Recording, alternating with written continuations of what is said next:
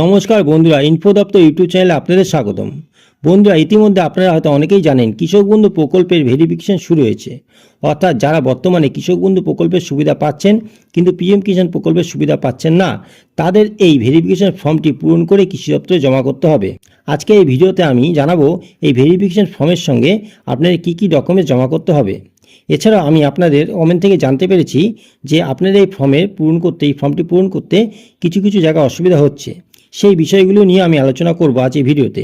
এছাড়াও এই ভিডিওতে আমি জানাবো কেন এই ভেরিফিকেশন প্রক্রিয়া শুরু হয়েছে এবং ভেরিফিকেশন প্রক্রিয়ার আসল উদ্দেশ্যটা কী। বন্ধুরা, আপনারা যদি এই ভেরিফিকেশন ফর্মটি সঠিকভাবে পূরণ করে নির্দিষ্ট নথি জমা না দেন, তাহলে হয়তো ভবিষ্যতে আপনারা এই প্রকল্পের সুবিধা থেকে বঞ্চিত হতে পারেন।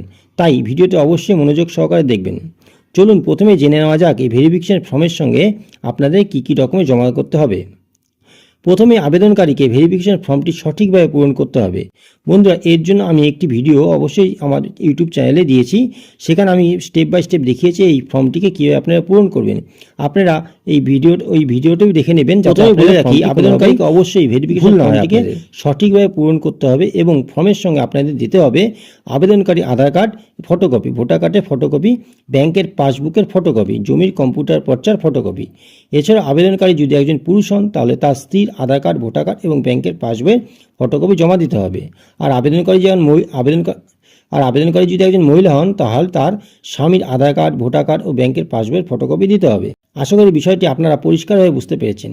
এবার আসি বন্ধুরা কিছু গুরুত্বপূর্ণ প্রশ্ন উত্তর নিয়ে।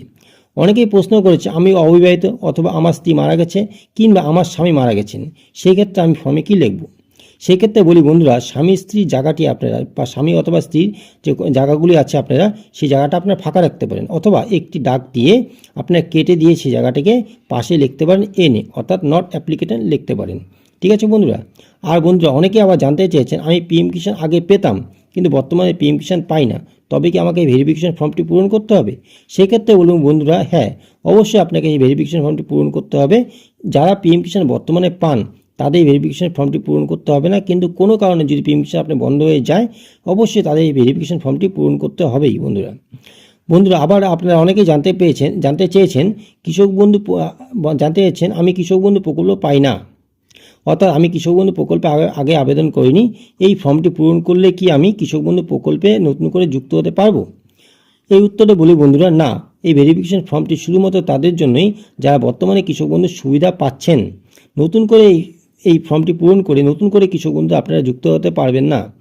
নতুন করে আবেদন গ্রহণ করা হবে বন্ধুরা, অবশ্যই গ্রহণ করা হবে। সেটি বন্ধুরা আগস্ট মাস থেকে শুরু হওয়ার কথা আছে বন্ধুরা। এবার জেনে নেওয়া যাক কেন এই ভেরিফিকেশন করা হচ্ছে। বন্ধুরা, এই ভেরিফিকেশনের মাধ্যমে সরকার কৃষকদের একটি ডাটাবেস তৈরি করছে।